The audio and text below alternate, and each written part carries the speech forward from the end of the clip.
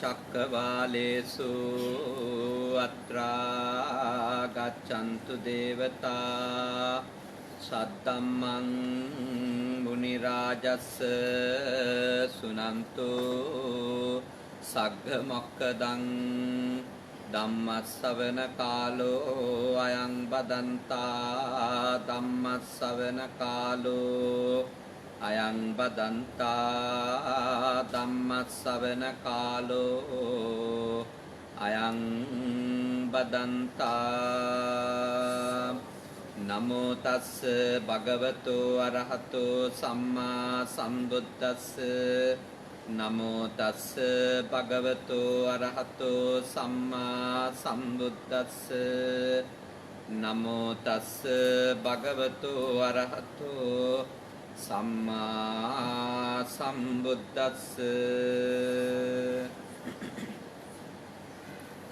කාරුණික ශ්‍රද්ධාකාමී පින්වතුනි අදත් මේ සන්ධ්‍යා යාමේ ඕමාන් සම්බුද්ධත්ව ජයන්ති විහාරයට ඔබ හැම කෙනෙක්ම එක්රොක් වෙලා සිටින්නේ ශාන්තිනායක බුදුරජාණන් වහන්සේ දේශනා කරපු උතුම් දහම් පදයක් ඉගෙන ගැනීමේ අපේක්ෂාව අරමුණ ඇතුව විශේෂයෙන්ම අද මේ උතුම් පින්කම සිදු කරද්දී දායකත්වයේ අරගෙන කටයුතු කරන්නේ ප්‍රියන්ත මල්සිරි සේනාරත්න මැතිතුමා එම පවුලේ පින්වත් පිරිස සහ හිතවතුන්. ඒ අරමුණු මේ රට පාලනය කරන සුල්තාන් කාබුස් රජතුමාට නිදුක් නිරෝගී සුව ප්‍රාර්ථනා කිරීමත් තානාපතිතුමා ඇතුළු හැම දිනාටම කාර්ය මණ්ඩලයේ සිත් පැතීමත් ඒ වගේම සුරක්ෂා නිවාසයේ නේවාසිකව නැවත වතාවක් තමන්ගේ ප්‍රශ්න විසඳාගෙන මව් රටට යන්න අපේක්ෂාවෙන් සිටින ඒ රැඳවියන් සියලු දෙනාගේම ප්‍රාර්ථනාවන් ඒ බලාපොරොත්තු ඉටු කරගන්නට ආශිර්වාද ලබා ගැනීමත් බලාපොරොත්තු අතර තිබෙනවා. ආදරණීය මෞතුමිය මාස 7කට කලින් මිය ගියා. එතුමියට පින්දීමත් මේ පින්කමේ තව ආරමුණක්. දෙසැම්බර් මාසේ 3 වෙනිදාට 27 වන වියට පාතබන තමන්ගේ දුවට ආශිර්වාද කිරීම ප්‍රියශානි දියණියට ආශිර්වාද කිරීමත් එවැගේම ප්‍රියරිසි සහ අමෝදි කියන දියණිවරුන්ගේ අධ්‍යාපනයට ආශිර්වාද කිරීමත් මේ පින්කමේ ආරමුණු අතර තිබෙනවා. ඒ වගේම මේ උතුම් පින්කමට සහභාගී වන පවුලේ හිතවතුන්ට ඔවුන්ගේ දරුවන්ටත් සෙත්පතන අතර එමියගේ සියලුම ඔබ හැමදෙනාගේම නෑයන්ට සංසාරගත ඥාතීන්ට පින්දීමත් මේ පින්කමේ ආරමුණු අතර තියෙනවා. විශේෂයෙන්ම දරුවෙකු බිහි කරන්නට බලාපොරොත්තු වෙන සිටින අනුෂා පෙරේරා මහත්මියට ආශිර්වාද කිරීමත් පින්කමේ ආරමුණු අතර සඳහන් කරලා තිබෙනවා. ඉතින් මේ වසරේ ඉල්පොහොය නිමිති කරගෙන මේ උතුම් පින්කම් මාලාවට වැඩම කරන්නට කියලා අපිට ආරාධනා කටයුතු සිදු කළේ ශ්‍රී සම්බුද්ධත්ව ජයන්ති විහාර කමිටුවේ ගරු සභාපති ප්‍රශාන්ත ගලප්පති මැතිතුමා, සභාපතිතුමන් එරන්ද දසනායක මැතිතුමා, සුදත් විජේසිංහ ගරු ලේකම්තුමා, එවැගේම බණ්ඩාගාරික ප්‍රසන්න හුණුගල්ල මැතිතුමා, එවැගේම සංවිධායකවරිය වශයෙන් කටයුතු කරන දිෂ්ණා සාමේන් මහත්මිය සහ අපට බොහෝම උපකාරව කටයුතු කරපු මහේෂ් නිලන්ත තරුණ මහත්මයාත්, වරුණ වීරසිංහ තරුණ මහත්මයාත් මේ උතුම් පින්කම් මාලාවේදී බොහෝම අපකැපවීමෙන් යුක්තව කටයුතු කළා. ඒ වගේම උපදේශක කමිටුවක් මේ ස්ථානයේ මේ විදියට දියුණු පවුණු කරන්න පවත්වාගෙන යන්න බොහෝ මෙහෙවරක් කරනවා. ඒ පින්වත් පිරිසත් ඒ වගේම විහාරස්ථානයේ පිරිසිදු කටයුතු කරමින් ඔබ වන්දනා කරලා ගියාට පස්සේ සමහර වෙලට තවත් පැයක්මාරක් තනියම වැඩ කරලා සුද්ධ පවිත්‍ර කරලා මේ හැම දෙයක්ම පිළිවෙලට ආරක්ෂා කරගන්න වැඩ කරන උපාසිකාව පිරිසකුත් උපාසක පිරිසකුත් මේ පන්සලේ ඉන්නවා. ඒගොල්ලෝ කොතනකවත් නමක් සඳහන් කරන්නේ නැහැ. හැබැයි බොහෝම නිස්සරණ අධ්‍යාසෙක් හරියට වැඩ කරන පිරිසක් ඉන්නවා. අන්නේ පින්වත් පිරිසත් මේ පින්කම් මාලාව සාර්ථක කර ගැනීමේදී දක්වන ලද දායකත්වය අපි මෙහිදී බොහෝම සතුටින් සහ ගෞරවයෙන් මතක් කරන්නටම අවශ්‍යයි. විශේෂයෙන්ම අද දවසේ ඉඳන් අපේ උපස්ථාන කටයුතු වලට ලංකාවේ ඉඳලා ආපු අපේ සිරිපාල පියතුමා මගේ පන්සලේ ප්‍රධාන දායකයෙක්. එතුමනොත් සහභාගී වෙනවා. අපි මේ පිළිබඳවත් ආශිර්වාද පූර්වකව සිහිපත් කරන්නට සිටිනවා. කැමැති. පින්වතුනි අද දේශනාවේදීත් අපේ පින්වත් පිරිසට වගේම බුදු පුතුන් ඔස්සේ සම්බන්ධ වෙන අපේ පින්වත් කල්යාණ මිත්‍රයින්ට, කල්යාණ මිතුරියන්ටත් ප්‍රයෝජනවත් වෙන විදියට කරණීය මෙත්ත සූත්‍රයේම තවත් දහම් පද කීපයක් අපි අද දවසෙත් සාකච්ඡා කරනවා. ඊ අපි නිමා කරපු දහම් පදය උනේ අපි සාකච්ඡා කළා සන්තුස්සකෝච, සුභරෝච, අප්පකිච්චෝච කියන දහම් පදේ දක්වා අපි සාකච්ඡා කරා. අද අපි සාකච්ඡා කරන පළවෙනි දහම් පදේ වන්නේ සල්ලහුක වුත්ති. සල්ලහුක වුත්ති සහල්ලු දිවි පැවැත්මක් ඇති බව. දැන් සහල්ලු බව අපි කවුරුත් හොයන එක නේද? අපේ ප්‍රාර්ථනා. ඇත්තටම අපි බෝධින් වහන්සේ ගාවට ඇවිල්ලා වැඳලා, චෛත්‍යයන් වහන්සේ ගාව වැඳලා, පිළිම වහන්සේ ගාව වන්දනා කළ සමහර විට අපි සහල්ලුව ප්‍රාර්ථනා කරනවා. ඇත්තටම කිව්වා සහල්ලුව යනු ප්‍රාර්ථනා වලින් ලැබෙන දෙයක් නෙවෙයි. සහල්ලුව යනු ප්‍රතිපදාවක් ඔස්සේ ලැබෙන දෙයක්. අපි ලද දෙයින් සතුටු නම් අපිට නඩත්තු කරගන්න පුළුවන් මට්ටමේ ජීවිතයක් නම් අපි ගෙවන්නේ. ඒ වගේම අපි අපේ ක්‍රියාකාරකම් වල වැඩ කටයුතු වල කලමනාකාරීත්වයක් හදාගෙන මහා ගොඩාක් වැඩපටල ගත්තේ නැති කෙනෙක් නම් ඒ ඔස්සේම අපිට හම්බ වෙන එකක් තමයි සල්ලහුකවොත්. සහල්ලු ජීවිතය කියන එක අර කාරණා ටික ප්‍රගුණ කරනකොට ලැබෙන දෙයක්. ඒක අමුතුවෙන් ප්‍රාර්ථනා කරන්න දෙයක්ුත් නෙමෙයි. ලැබෙනවා. අපි හදාගෙන තියෙන දර්ශනයන්, අපි ක්‍රියාවට නංවන අපේ ජීවන ක්‍රමයන්, අපේ ප්‍රතිපදාන අපිට සහල්ලුව කියන එක ප්‍රධානයක් විදියටම ලැබෙනවා. හැබැයි බුදුදහමේ සහල්ලුකම කියන්නේ මුකුත් නොකර ඉඳීමක් නෙමෙයි. සහල්ලුවෙන් ඉන්නවා කියන්නේ කිසිම දෙයක් නොකර ඉඳීමක් නෙමෙයි. ඕනවට වඩා දැඟලිල්ලක් නෙමෙයි. ඕනවට වඩා දැඟලුවත් සහල්ලුව හිමි වෙනවා. මුකුත් නොකර හිටියත් සහල්ලුව හිමි වෙනවා. ඕක තරණ කියලා සූත්‍රයක් ඔබ අහලා ඇති. ඕක තරණ සූත්‍රය. සංයුත්ත නිකායේ දේවතා සංයුත්ති තියෙන සූත්‍රය. ඕක තරණ සූත්‍රයේ භාග්‍යවතුන් වහන්සේගෙන් අහන දෙවියෙක් මේ සැඩපහර කොහොමද තරණය කරන්නේ? එතෙන්දි භාග්‍යවතුන් වහන්සේ අවධාරණය කරනවා සීමාව ඉක්මවලා කලබල වුණත් ඕකේ තරණය කරන්න හම්බෙන්නේ නැහැ. පොඩ්ඩක්වත් අවශ්‍ය වීරිය යෙදුවේ නැතත් ඕකේ තරණය කරන්න හම්බෙන්නේ නැහැ. ඒකට අපේ සහැල්ලුකම කියන්නේ අන්න ඒ වගේ මධ්‍යස්ථ ප්‍රතිපදාව. මධ්‍යස්ථ අවතුම් පැවතුම් ටිකක් ඇතුලේ ලැබෙන එක. ඕනවට වැඩිය තඟලන්න ගියොත්, සීමාව ඉක්මවල වීරිය කරන්න ගියොත් ඒක අත්කිලමතානුയോഗයක්. ඒක අත්කිලමතානුയോഗයක්. ඒ අන්තෙදි කවුරුවත් දුකින් නිදහස් වෙන්නෙත් නැහැ. ඒ අන්තෙදි කවුරුවක්වත් හරි මේ ලෝක ප්‍රශ්න හරියට විසඳගන්නෙත් නැහැ. ඕනවට වඩා වෙහෙසෙන්න ගියොත්, කායිකව, මානසිකව සීමාව ඉක්මවන්න ගියොත් අපිට කාය විවේක නැති වෙලා, චිත්ත විවේකේ නැති වෙලා, ආධ්‍යාත්මිකවත් පිරිහිලා, භෞතිකවත් පිරෙන්න පුළුවන්. ලැබෙන ප්‍රතිඵලයකුත් නැහැ. ඒකනේ උන්වහන්සේ අත්කිලමතාන යෝගී ඒ දැඩි කිසිම සැහැල්ලුවක් නැති අසහනෙන් විඳෝ දඟලන ප්‍රතිපත්තිය ප්‍රතික්ෂේපක. උන්වහන්සේ වචන තුනක් අවධාරණය කළා. දුක්ඛෝ, අනරියෝ, අනත්ත සංහිතෝ. එවැනි ප්‍රතිපදාවක් කළ දැඩි අන්තගාමී වීරියක කවුරු හරි නියලුණා කියලා දුක් විඳින්න වෙනවා මිසක ලැබෙන අවබෝධයක් නැහැ. ඒ වගේම අනත්ත සංහිතෝ අර්ථයක් නැහැ අන්තිමට. ගොඩාක් මහන්සිලා බැලුවට පස්සේ ලැබිච්ච ප්‍රතිඵලය බොහොම අල්පයි. බොහොම අල්පයි. ඒ නිසා අපේ දහම දැඩි ලෙස අන්තගාමීව ලෞකික අරමුණකටවත් ලෝකෝත්තර අරමුණකටවත් සීමාව ඉක්මවලා නොකා නොබි නේද? නොනා නොනිදා කයට පුළුවන් තරම් දැඩි අපහසුකම් ඇති කරමින් කරන වීරියක් අනුමත කළා නැහැ. ඒක අත්ත කියලා මතක්.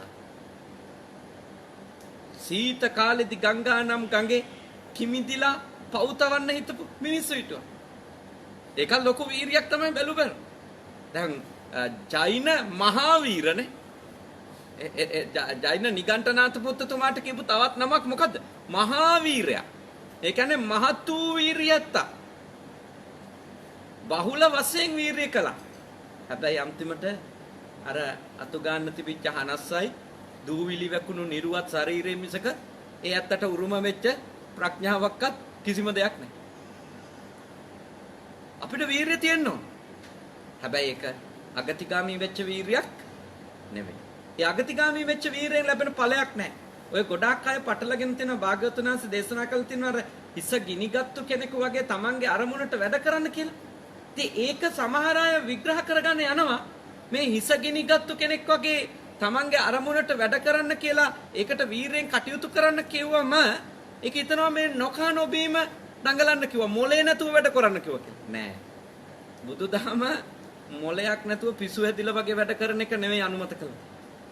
අවබෝධයෙන් සිහි කල්පනාවෙන් අවශ්‍ය ප්‍රමාණයට අවශ්‍ය දේ අවශ්‍ය තැනදී අවශ්‍ය මට්ටමින් කරන්නේ. ඒ වගේම පොඩ්ඩක්වත් වීරිය නොකර හොඳට ඇඳට වෙලා ඉන්න එක බුද්ධ ආගමේ කියන්නේ කුසීතකම කියලානේ. කුසීතකම ඒක සැහැල්ලුවක් නෙවෙයි. එහෙම ඉන්න කියලා නෑ. අද සීතලයි, අද රස්නෙයි, අද බඩගිනි වැඩි, අද හොඳට පිරිලා. එහෙම ඉන්න එක කම්මැලිකම. කුසීත වත්තු කියලා තියෙනවා නේද? අපේ කම්මැලිකමට හේතු වෙන කාරණා තියෙනවා 7-8ක්. ඒවයි වහල්ලු වුණා කියලා ඒවයි වහලෙක් විදියට හිටියොත් එයා සැහැල්ලුවෙන් ඉන්න කෙනෙක් නෙමෙයි. ඔය දැන් සමහර අය ඉන්නවා සලකිය යුතු දේත් සලකන්නේ නැතුව ඉන්නවානේ. කියන මං ඉතින් සැහැල්ලුවෙන් ඉන්නේ. මට ඔය එකක්වත් වැඩක් නැහැ කියලා. හැබැයි එහෙම ඉන්න ගියාම ආධ්‍යාත්මිකවත් පිරිහෙනවා, ලෞකිකවත් පිරිහෙනවා. දැන් සැහැල්ලුවෙන් ඉඳීම කියන්නේ පාඩම් කරන්න ඕනි වෙලාවේ පාඩම් නොකර ඉඳීම නෙමෙයි. නේද? සැහැල්ලුවෙන් ඉඳීම කියන්නේ අවශ්‍ය ටික කරලා ඕනවට වැඩිය මානසික බරවල් දෙන්නේ නැතුව ඉන්න. මානසිකව ඔබ සීමාව ඉක්මවලා යම්කිසි දෙයකට කැමැත්තෙන් ඇලුනොත් අන්න එතන සැහැල්ලුව නැතුව. අකමැත්තෙන් ඇලුනොත් සැහැල්ලුව නැතුව. බයෙන් වෙලුනොත් සැහැල්ලුව නැති වෙනවා. මෝහයෙන් ඔබ යම්කිසි දෙයකට අපැහැදිලි කමෙන් අන්තිමටම ගියොත් එතනත් සැහැල්ලුව නැති වෙනවා. ඇත්තටම ඔබට සැහැල්ලුවෙන් ඉන්න ඕන නම් චන්දා, දෝසා, බය, මෝහා කියපු සතර අගතියෙන් අයින් වෙන්නම ඕන. අන්තයේදී තමයි සැහැල්ලුව නැති වෙන්නේ. මජ්ක්‍ධිමා පටිපදා කියපු මධ්‍යම ප්‍රතිපදාවේ අපි සැහැල්ලුවෙන් තමයි යන්නේ. ඒකනේ භාග්‍යවතුන් වහන්සේට අවබෝධය පහසුනේ. උන්වහන්සේ අන්ත දෙකෙන් අයින් වෙලා මජ්ක්‍ධිමා පටිපදා තෝරගත්තට පස්සේ උන්වහන්සේට ප්‍රඥාව දියුණු කරන්න, නුවණ දියුණු කරන්න උන්වහන්සේට සැහැල්ලුකම උපකාර වුණා. දැඩි ලෙස වීරය කරපු වෙලාවේ උන්වහන්සේට ප්‍රඥාව වැඩුන්නේ නැහැ. පොඩ්ඩක්වත් වීරය කරපු නැතුව කාමසුකල්ලිකාන යෝගීව අවුරුදු 29ක් ගත කරපු තැනදී බුද්ධ tattweටපත් උන්නේ නැහැ. රම්මේ සුබමාලිකාවලදීනේ. අර 6 අවුරුද්දක් බොහෝම දැඩි වීරය කරමින් එක තැනක කියනනේ සාරිපුත්ත තෙරුන්ට, සාරිපුත්‍රය මම දුෂ්කර ක්‍රියා කරන කාලේ මගේ S2 හිස් කබල තුල ගිලිලා ගියා. හරියට හිඳුණු ලිම්පතුලක පේන වතුර බින්දු දෙකක් වගේ S2 හිස් කබල තුල ගිලිලා තිබුණා. මම මගේ හිස අත ගන්නකොට හිසේ හැම ඇකිලිලා ගියා. හරියට වේලිච්ච ලබු ගෙඩියක් වගේ. මම අතපය පරිමදිනකොට සාරිපුත්ත එහි රෝම කූප බිමට වැටුණා. මම කුස පරිමදිනකොට මට අහුනේ මගේ පිටකොන්දේ හැම. මම පිටකොන්ද පරිමදිනකොට කුසේ හැම අතට අහුණා. මම මල මුත්‍රා ගොඩේ මැද වැටිච්ච වාර අනන්තයි. මාරයා මට ඇවිල්ලා කිව්වා ගිහිල්ලා රජසප විඳින්න. මං ඒත් දැඩි වීරයෙක් හිටියා. හැබැයි ඒ වීරය නිසා භාග්‍යවතුන් වහන්සේ දුකින් නිදහස්ුනේ නෑ. අපි තේරුම් ගන්න. අවශ්‍ය ප්‍රමාණයට වීරය කරමින් අනවශ්‍ය ප්‍රමාණයට වීරය නොකරමින් කටයුතු කිරීම තමයි සල්ලහුක බුද්ධි. සහල්ලු දිවිපැවැත්ම. මානසිකව මොකකවත් වහල්ලු වෙන්න හොඳ නැහැ. මානසිකව වහල්ලු වුණාම තමයි අපිට සහල්ලුවක් නැති වෙන්නේ. භෞතිකව නෙවෙයි මානසිකව වහල්ලු. ඕනවට වැඩිය මනසින් වටිනාකම් දෙන්න සැනසෙල්ලක් නැති වෙන්නේ. ගිනි ගන්න පටන් ගන්න. පිච්චෙන්න පටන් ගන්න. දැවෙන්න පටන් ගන්න. නිින්ද යන්නේ නැතුව ඉන්න. කණ්ඩ හිතෙන්නේ නැතුව යන. ඇඳට ගියාට එක 10-12 සැරයක් ඇහැරිලා ආයෙත් වතුර බිබී ඇවිදිනවා. ඒ මොකද? මනසින් දේවල් වලට ඉවර කරන්න හෝ ලං කරන්න වටිනාකම් දෙන්න කියලා නේ. කැමති වෙච්ච දේවල් ලං කරගන්න මනසින් දෙන වටිනාකම්, අකමැති වෙච්ච දේවල් ඔක්කොම මොකක් කරන්නද? බැහැර කරන්න. අයින් කරන්න දෙන වටිනාකම්. ඔබට සහැල්ලුව නැති කර. ඉතින් නිවන් මාර්ග පුහුණු වෙන කෙනෙක් මම යෝජනා කරන්නේ ඔබ මධ්‍යස්ථ ප්‍රතිපත්තියකට සම්පූර්ණයෙන්ම සියල්ලම අතහැරලා දාගෙන දැඟලුවා කියලා සියලු අවබෝධය හම්බෙන්නේ නැහැ. ඒ වගේම මම මුකුත් නොකර සහැල්ලුවෙන් ඉන්නවා කියලා මුකුත් නොකර හිටියට කිසිවක් අපිට අවබෝධ වෙන්නේ නැහැ. අවශ්‍ය ප්‍රමාණයට අප සිහිය දියුණු කළ යුතුයි. නුවණ දියුණු කළ යුතුයි. සතිය වැඩි දියුණු කරගන්නට කැපවීම කළ යුතුයි. වීරිය අපේ අගේන අපේ දහම් මොන වීරියද? සම්මා වායාමනේ. නූපං අකුසලයේ උපදින එක වළක්ව ගන්න වීරිය කරන. ඉපදිලා තියෙන අකුසලයේ පුළුවන් තරම් අයින් කර ගන්න වීරිය කරන. නූපං කුසලයේ උපදව ගන්න වීරිය කරන. උපං කුසලය කොමකටද? වැඩි දියුණු කර ගන්න වීරිය කරන. එතකොට ඒ වීරිය තමයි සම්මා වායාම. එවැනි වීරියකින් විතර අපි දුකින් නිදහස් වෙන්නේ. අපිට විමුක්තිය උදා කර ගන්නට උපකාරයක් වෙන්නේ. එවැනි වීරියක් විතරයි. නොකා නොබි වෘත සමාදන් වෙලා හිටියා කියලා නේද? නොනිදා වෘත සමාදන් වෙලා හිටියා කියලා අපි දුකින් නිදහස් වීමක් වෙන්නේ නැහැ. අවශ්‍ය දේ අවශ්‍ය ප්‍රමාණයට කරන්න. කොයි දෙයකවත් සීමාව ඉක්මවලනවා දරුවොන්ටවත්, ධනයටවත්, ඵලයටවත්, කීර්තියටවත්, අපකීර්තියටවත් ඔය කිසි ඒකට වටිනාකම් දෙන්න එපා. දෙන්න ගියොත් ආතතියම තමයි වැඩි වෙන්නේ. ස්ට්‍රෙස් එකයි, ડિප්‍රෙෂන් එකයි නේද? ඔය දැන් අලුත් නම් වලින් කියන ඔක්කොම මානසික රෝග ටික එන්නේ මනසින් දෙන වටිනාකම් වල වැඩිකම. පුත්තා මත්ති ධනම් මත්ති ඉති බාලෝ විහඤ්ඤති නේ. මගේ දරුවෝ මට ඕන විදියටම මං කියන විදියටම මං හිතන විදියටම කටයුතු කළ යුතුයි කියන දැඩි ආදානග්‍රාහී බවට ගියොත් එයා ඉතින් ටයර්ඩ් තමයි විහඤ්ඤති. ආරි මහන්සේන ඔළුව කැක්කුම හැදෙනවා චුට්ටක් එහෙම වෙනකොට කියන්නෙම දැන් මෙහෙමනම් පස්සේ කොහොම වෙයිද? දැන්ටත් මෙහෙමයි මට එකට එක කියනවා පස්සේ ඉතින් අල්ලලා හමාරයි. එච්චර හීන දකින්න එපා. සමහරට එම නොවෙන්න පුළුවන්. අවුරුදු 12 දී 13 දී පොඩි ආගියුමන්ට් එකකට ආවට 17 18 වෙනකොට බොහොම කාම් වෙන්නත් පුළුවන්. ඕන එකක් වියතයි. එහෙම කාටවත් නිශ්චිත ලේබල් අලවන්න එපා. මෙයා මෙහෙමමයි. ඒ එක එක්කෙනාට ලේබල් අලවන්න ගියන් ඒ ලේබලේ තමන්ගේ ඔළුවේ තියෙනවා. තමන්ගේ හිතේ දැඩි ලෙස ග්‍රහණය වෙනවා. ඊට පස්සේ සමහරට ළමයා වෙනස් වෙලා අපිට වෙනස් වෙන්න බෑ. දේවල් වෙනස් වෙලා අපිට වෙනස් වෙන්න බෑ. අපි දුක් විඳින අපි හදාගත්තු කොටු ඇතු. මම ඔබට කියන්නේ අනිත් අය හිර කරන්න කොටු හදනව නේද? ඉස්සෙල්ලම අපි තමයි කොටු වෙන්නේ. ඒක මතක තියාගන්න. අනිත් අය කොටු කරගන්න හදන තාප්පවලට ඉස්සෙල්ලම අපි කොටු වෙනවා. අනිත් අය බන්ධනාගාරගත කරගන්න හිතන්න එපා. ඔබ බන්ධනාගාරගත වෙනවා. එහෙනම් අපට නිදහස ඕනි නම් නේද? අපි සීමාව ඉක්මවල මනසින් බලාපොරොත්තු වීම නවත්ත. සීමාව ඉක්මවපු ඒ හීනවල අපි කවුරු සම්බන්ධවවත් යන්න ඕනි නැහැ. මොන දේ සම්බන්ධවවත් යන්න ඕනි නැහැ. මැදක ඉඳන් කරන්න ඕන ටික කර. මේ කියන්නේ ගෙදරට නීතියක් රීතියක් ඕනේ නැහැ කියලා. එහෙම එකක් නැහැ. මගේ පන්සලෙත් නීති රීති කියලා. නීති රීති ඕන. දැන් මෙතෙන්ට ආවා නීති රීති ඕන. මෙතන මේ සැහැල්ලුවෙන් ඉන්න දෙනවා කියලා ඕන පිස්සුවක් කරන්න බෑ මෙතන. මෙතෙන්ට අදාළ නීති රීති ටිකක් තියෙනවා. හැබැයි අපි ඒ නීති රීති වලට එකඟ වෙන ගමන්ම අපි යථාර්ථයේ තේරුම් අරගෙන ඉන්න. කිසිවක් මම කරන්න බැරි බව. කිසිවක් මගේ කරගන්න බැරි බව. කිසිවක් මගේ ආත්මය බවට පත් කරගෙන වස්සංග කරගෙන තියන් ඉන්න බැරි බව. අපි කොච්චර ධනෙ වියදම් කළත් ඒ වෙන්නේ. කොච්චර ශ්‍රමය වැගිරෙව්වා. කොච්චර අඬ හිටියා. කොච්චර නිදිවරමින් හිටියා. කිසිවක් මම කරන්න බෑ. කිසිවක් මගේ කරගන්න.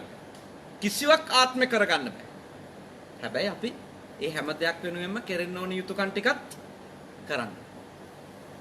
හරි අපූර්ව උදාහරණයක් අපේ දර්ශන මාත්‍යනේ. දර්ශන මාත්‍යනේ. වසන්ත මාත්‍ය මතක් කරා. ත්‍රිපිටකයේ තියෙන උදාහරණය. අම්මා පැටියට කිරි දෙන්න ඕනේ තමනුත් තනකොළ කන ගමන් කියලා බුදුහාමුදුරුවෝ කියපු තැනක්. හරියට හරි. ඒක තමයි සල්ලෝකෝත්ති කියන්නේ. සල්ලෝකෝත්ති කියන්නේ ඒක. අම්මා පැටියට කිරි දෙන ගමන් මොකද කරන්න ඕනේ? තමනුත් තනකොළ කන්න. තමන් තනකොළ නොකා කිරි දීම තමයි අන්තේනේ. එතකොට එක වෙලාවක පැටියට කිරි දෙන්න කෙනෙකුත් නැති වෙලා තමන්ටත් තමන් නැති වෙනවා. ඒ කියන්නේ මොකද්ද? අනිත් අය ආධ්‍යාත්මිකව පෝෂණය කරන ගමන්, භෞතිකව පෝෂණය කරන ගමන් තමන්ගේ වැඩෙත් තමන් කරගන්නත් ඕන. නැත්තම් අපි මතක තියාගන්න. පසු කාලීනව අපි ඉඳපොය සැහැල්ලුවක් නැතුව අන්තවලට ගිහිල්ලා කරපු වැඩවලින් අපි අපිටත් වෛර කරනවා. අපි අනිත් අයටත් වෛර කරනවා. ඉඳා සල්ලෝක බුද්ධි කියන ඒ වචනේ ඇතුලේ තියෙන ගැඹුරු දාර්ශනික හරයන් ඔබ හොඳින් අධ්‍යයනය කරන්න, හොඳින් තේරුම් ගන්න, ඔබ හොඳට සිහිනුවණින් ඒවා නැවත නැවතත් මතක් කරමින් ජීවිතයට ප්‍රත්‍යක්ෂ කරන්න. ඊළඟට සන්තින්ද්‍රියෝච. ඉන්ද්‍රිය දමනයක් ඇති කෙනෙක් නේ. සන්තින්ද්‍රියෝච කිව්වේ මොකද්ද? දැමුණු ඉඳුරන් සහිත කෙනෙකු වීම සන්තින්ද්‍රියෝච. දැමුණු ඉඳුරන්. ඉඳුරන් කොච්චර තියෙද අපිට? ඇස ඉන්ද්‍රියක්, චක්කු, කන ඉන්ද්‍රියක්, සෝත, ඊළඟට නාහේ ඉන්ද්‍රියක් නේ, ගාන, දිව ඉන්ද්‍රියක්, જીවහා, කය ඉන්ද්‍රියක්, කාය, සිත කියන්නේ ඉන්ද්‍රියක්, මන. එතකොට ඉන්ද්‍රියන් කීයද? 6ක් තියෙනවා. චක්කු, සෝත, ගාන, જીවහා, කාය, මන. ඇස, කන, නාසය, දිව, ශරීරය, මනස. මේ ඉන්ද්‍රියන් 6 ගැන භාග්‍යවතුන් වහන්සේ අපිට දේශනා කරනවා දමනයකින් වැඩ කරන. සංයමයකින් වැඩ කරන. සංයමයකින් වැඩ කරන. ඇත්තටම ඉන්ද්‍රිය දමනය කියන්නේ ඉන්ද්‍රිය සංවර සීලයක් නේ. අපේ ඇහැ සංවර කරනවා කියන්නේ, කන සංවර කරනවා කියන්නේ, නාහේ, දිව, කය, හිත සංවර කරනවා කියන්නේ මතක තියාගන්න. එය ඉන්ද්‍රිය සංවර සීලය. ඒක අවශ්‍යයි. දැන් මෙතන මොකද්ද මේ සංවර කරනවා? ඇහෙන් කිසිම රූපයක් නොබලා ඉඳීමද? නෑ. කිසිම රූපයක් නොබලා ඉඳීම නෙමෙයි. ඒක කිසිම රූපයක් නොබලා ඉඳීම සංවරකමත් නෙමෙයි. නේද? රූප දිහා බැලීම අසංවරකමත් ඒක නෙමෙයි. න නිමිත්තක් ගාහි හෝති න අනුභ්‍යංජනක් ගාහි හෝති. නිමිති අනුනිමිති ගන්නෙ නැති කෙනෙක්. ඇහැට රූප හමු වෙනවා හැම දවසකම නේ. හැබැයි අපි ඒ හමු වෙන අරමුණ පස්සේ මානසිකව වහලෙක් වෙලා යන්නේ නැත්නම්, ඒ පිළිබඳව සිතුවිලි ඇති කරගෙන, ඒ පිළිබඳව සංකල්ප හදාගෙන, ඒ තුල තණ්හාව හරි, ද්වේෂය හරි, මෝහය හරි උපද්ද ගමන් කරන්නේ නැත්තම් අපි අපේ ඇහැ සංවර කරගත්තු කෙනෙක්. ඇත්තට මේක ප්‍රායෝගික ජීවිතයටත් අත්‍යවශ්‍ය දෙයක් නේ. ඒක අපි කාගෙත් ප්‍රායෝගික ජීවිතයට අත්‍යවශ්‍යයි. මොකද අපිට හමු වෙන රූපේ පස්සේ යන්න ගියොත්, එහි වහල්ලු වෙන්න ගියොත්, එය උපාදාන කරන්න ගියොත් අපි කොතන නතර වෙයිද? අඩුම අපේ සදාචාරයක් ඉතුරු වෙන එකක් නෑනේ. මහ ලොකු නිමම් මගක් නෙමෙයි. සදාචාරයක් ඉතුරු වෙන එකක්. අපි ලැජ්ජාවක් බයක් නැතුව සමාජේ වැඩ කරන්න පටන් ගන්නවා. අපි රූපවල වහල්ලු වෙලා අකුසලයට පෙළඹෙන්න පටන් ගන්නවා. නීති විරෝධී වැඩ කරන්න පටන් ගන්නවා. ඒ නිසා ඔබ ඇහැ කියන ඉන්ද්‍රිය යම්කිසි ආකාරයකට සංයමයටපත් කරනවා කියන්නේ. දමනය කරනවා කියන්නේ. සන්තින්ද්‍රිය දැමුණු ඇස නැමැති ඉන්ද්‍රිය සහිත කෙනෙක් වෙනවා කියන්නේ රූප නොබලා ඉඳීම නෙමෙයි රූප පෙනේ. දැන් මේ අපි එකිනෙකාට හමු වෙනවා. ඒ හමු වීම නෙමෙයි ප්‍රශ්නේ. අපි එකිනෙකාගේ රූපය ඇසින් ස්පර්ශ කර කර ඒ ඔස්සේ හදාගන්න සංකල්පවලයි ප්‍රශ්නේ. කැමති රූපේ දකිනකොට වහලෙක් වෙලා රාගයෙන් කාමයෙන් උමතු වෙන තැනට යනවනේ. ඒ අනුන්ටයි රූපත් මගේ රූප කරගන්න යනවනේ. එතන තමයි අපේ ප්‍රශ්නේ පටන් ගන්න. අකුසලේ පටන් ගන්න. පව පටන් ගන්න. සංසාරේ නවතින්න පටන් ගන්න. එතන. නැතු රූපයක් එක්ක කතා නොකර ඉඳීමක් නෙමෙයි. දැන් හරි අපූර්ව උපමාවක් මට මතක් වෙනවා. භාග්‍යවතුන් වහන්සේගෙන් දවසක් ආනන්ද තෙරුන් අහනවා මේ ස්ත්‍රී රූපත් එක්ක කොහොමද වැඩ කරන්න ඕනේ කියලා භික්ෂුන් වහන්සේ. කාන්තාව එක්ක ප්‍රශ්නයක් ඇහුවා ආනන්ද වහන්සේ නැති කාලයක ස්වාමීනි අපි කොහොමද ඉතින් මේ කාන්තාවත් එක්ක වැඩ කරන්නේ? භාග්‍යවතුන් වහන්සේ එක විටම කිව්වා නොදක ඉන්න තරමටම හොඳයි. කාන්තාව ගැන භික්ෂුන්ට දීපු උපදේශය තමයි හමු වෙන්නේ නැති එකම නොදක ඉන්න තරමටම හොඳයි කියලා. ආනන්ද තෙරුන් වහන්සේ ඉල්ලා සිටියා අනේ ස්වාමීනි ඒ වගේ දෙයක් නම් අනුතැන වදාරන්න එපා. ඒක කරන්න පුළුවන් වැඩක් නෙවෙයි. කිසිම කාන්තාවකගේ රූපයක් හමු නොවි ඉන්න මට්ටමට ශික්ෂාපදයක් පැනෙවුවා නම් එහෙම මේ වෙනකොට බුද්ධ ශාසනෙත් ඉවරටම ඉවර වෙලා තියෙන්නත් පුළුවන්. මොකද ලංකාවේ නම් වැඩිපුරම දානි ඩිංගක් හරි ගෙනල්ලා පූජා කරන්නේ උපාසකම්මල ටික. නිකන් හරි භාග්‍යවතුන් වහන්සේ එහෙම නීතියක් දැම්මනම් කාන්තාව මුණ ගැහිමම තහනම් කියලා නේ. ශාසනය ඉවරයි. ඊළඟට භාග්‍යවතුන් වහන්සේ දේශනා කළා එහෙනම් හමු වුණාට කමන්නේ කතා නොකර ඉන්න. ආනන්ද තෙරුන් වහන්සේ ඉල්ලා සිටියා අනේ ස්වාමීනි ඒ වගේ නීතියක් පනවන්නත් එපා. මොකද එහෙම කාන්තාව එක්ක කතා නොකර ඉන්න කියලා පැනෙවුවොත් ඒ ඇත්තන්ගේ කිසිම ප්‍රශ්නයක් කිසිම ධර්ම කාරණාවක්වත් විසඳලා දෙන්න අවස්ථාවක් භික්ෂූන්ට නැති වෙනවා. එතකොට කාන්තාවන්ට දේවල් sannivedanaya කරන්න තියෙන ඉඩහසර නැති වෙලා යනවා. ඊළඟට භාග්‍යවතුන් වහන්සේ දේශනා කරපු දේ තමයි හරිම අති උතුම්ම මඟ පෙන්වීම. මොකද උන්වහන්සේ දේශනා කළා. එහෙනම් ආනන්ද මම භික්ෂූන්ට අනුදැන වදාරනවා මේ හැම වෙලාවෙම සිහියෙන් ඉන්න. ඒ වෙලාවේ කිව්වේ නෑ මේ ඍජුවම අසුභය වඩ ඉන්න කියලා. මොකද්ද කිව්වේ? සිහියෙන්. සිහියෙන් ඉන්නව නම් කතා කරත් හමු වුණත් වෙන්න පුළුවන් අගතිය සම්පූර්ණයෙන්ම වළක්වන්න. අපිට ඇත්තටම ඇහැයි රූපේ හිතයි හමු වෙන වෙලාවේ සිහි නැති වෙච්ච හින්දා තමයි ඔක්කොම වැරදිලා තියෙන්නේ නේ. වැරදිච්ච හැමතැනම වැරදිලා තියෙන්නේ ඇහැයි රූපේ හිතයි හමු වෙච්ච හින්දා නෙවෙයි. ඒ වෙලාවේ අපිට සිහි නැති වෙච්ච හින්දා. ඔබ පසුව කියන්නේ නැද්ද මං අහුණා. සිහි නැති වෙච්ච වෙලාව. ඒ කියන්නේ අර වොත්තපන අවස්ථාවේදීනේ අභිධර්මයට අනුව යෝනිසෝ මනසිකාර බිඳ වැටිච්ච වෙලාව. ඒ වෙලාවේ සිහි නැති වෙලා තියෙනවා. එක්ක කැමැත්තේ අන්තයට මනස ගිහිලා තියෙනවා. එක්ක අකමැත්තේ අන්තයට ගිහින්. කැමැත්තේ අන්තයට ගියාම රාගෙන් කාමෙන් මුසපත් වෙනවා. අකමැත්තේ අන්තයට ගියාම ද්වේෂෙන් වෛරෙන් ක්‍රෝධෙන් මුසපත් වෙනවා. හැබැයි ඒ හමු වෙන වෙලාවේ මේ රූපයේ ඇත්ත ස්වභාවය, තමන්ගේ ඇසේ ඇත්ත ස්වභාවය දෙක ස්පර්ශ වෙලා හටගන්න විඥානයේ ඇත්ත ස්වභාවයත් හරියට සීනුවණින් දැක්කොත් එය කොච්චර తాවකාලික ෂණයකට එහා ආවුෂක් නැති ෂණයක් ඇතුළතම ඉපදිලා ෂණයක් ඇතුළතම පැවතිලා ඒ ෂණය තුලම නැති වෙලා යන ධර්මයකටයි ඒක ගොදුරු කියලා සිහියෙන් දැක්කොත් එයා සම්පූර්ණයෙන්ම ඇහැ සංවර කරපු කෙනෙක්ද නැද්ද? සංවර කරපු. එතකොට කියනවා ඇස් ඇත්තේ වී නමුත් අන්ධෙක්සේ ජීවිත. ඇස් තියෙනවා. හැබැයි ඉන්නේ අන්ධෙක්.